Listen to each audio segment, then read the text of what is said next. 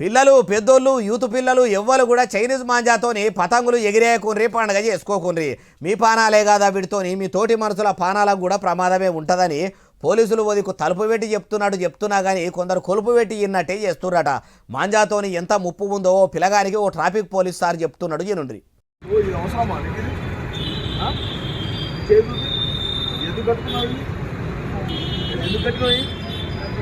ఇది కట్ అవుతుందని ఏళ్ళు కట్ అవుతుందని పెట్టినావు కదా,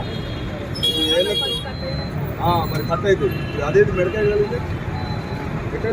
చైనీస్ మాంజాతోని పతంగి ఎగిరేస్తున్న ఈ పిల్లలను పోలీసులు పట్టుకొని వాళ్లకు చైనీస్ మాంజాతోని ఎంత డేంజరో చెప్పుకొచ్చిండ్రు. ఆ అడ్డమైన మాంజా ఇట్లా తొవ్వపూట పోయేటోళ్లకు గానీ బండ్ల మీద పోయేటోళ్లకు గానీ తలిగితే మెడలు ఎట్లా దిగిపోతాయో ఇట్లా చూపెట్టుకుంటా మరీ చెప్పిండు. మొత్తం వీడియో ఓ పారి అర్థం చేసుకొని చూడుండ్రి.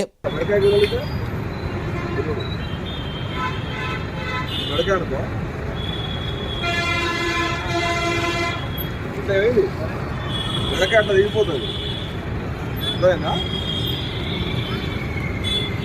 చూసినరా కీరదోసకాయకు చైనీస్ మాంజా గట్టి ఇట్లా గుంజితే ఎట్లా ముక్కలయ్యిందో అట్లనే పబ్లిక్ కూడా చైనీస్ మాంజాను చూసుకోకుండా తలిగి గుంజితే మట్టుకు మెడకాయ కూడా కీరదోసకాయ లెక్కనే కట్టుకున్న దిగుతుందని ఇట్లా చూపించుండు. చైనీస్ మాంజాతోనే పతంగులు ఎగిరేసి పండగ చేసుకుంటాం అనుకునేటోళ్ళు వింటున్నారా?